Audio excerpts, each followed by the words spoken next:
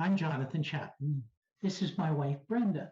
We've been asked to provide a brief overview on how our marriage has stayed strong during the disease. Jonathan finally found a good family doctor who referred him immediately to the Prostate Cancer Center.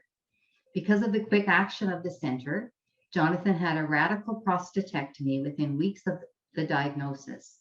Since that time, Jonathan's PSA levels have been increasing, and he was recently referred to the Tom Baker Cancer Center. Now, as you can imagine, after 43 years of marriage, we've shared both joys and tragedies. Everything from the birth of our children and grandchildren to the loss of our 18-year-old. And our shared faith in these experiences have prepared us for dealing with our current circumstance.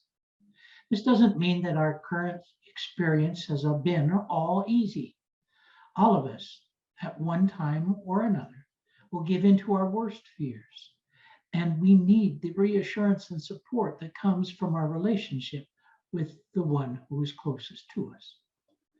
Based on our experience, there's a number of things that spouses can do to support us as we go through treatments. We found that when we worked together, there were certain things that I could help with. Things like helping learn about the disease, taking the lead in scheduling and tracking Jonathan's appointments, compiling a list of questions that we would ask the medical team, learning how best to offer my support as we went through it, how best to communicate with our family and others about the cancer, and how much information we would share with them and when. The most difficult task is trying to control my own fears and anxieties while giving support to my husband. There is a quote by Corey ten Boom that says, "Worry does not empty tomorrow of its sorrow, it empties today of its strength." We have done our best to stay positive by focusing on the good things in our life, regardless of the outcome. The years we've had together, our children and grandchildren, and our faith. My mother had a great expression as I was growing up that I've repeated over and over again. She would say, "Son, if you cannot be thankful for what you've got, at least you can be thankful for what you've escaped." So I started by sorting out my feelings about cancer. I sorted them into two piles. The first were those feelings and fears relating to what was happening. The second were all of those feelings and fears about what might or could happen. Well, sorting out those feelings and fears helped us segregate and prioritize the many tasks that are associated with having cancer. It helped to keep a shared perspective about things over which we had some measure of control and other things that were well beyond our influence. This helped us to focus our attention on what we can do. When we think of the resources that we have at our disposal, it is encouraging to both of us as we go through this experience together. The Prostate Cancer Center and its staff have been wonderful throughout. Dr. Duffy was my surgeon. He was kind, compassionate, and thorough in his explanation about what the medical team would do and the likely result in the various stages of treatment. His comforting assurance included statements like, "Jonathan, trust me on this.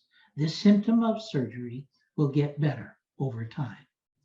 I particularly appreciated how diligent he was in getting the surgery underway as soon as he did, and his compassionate follow-up.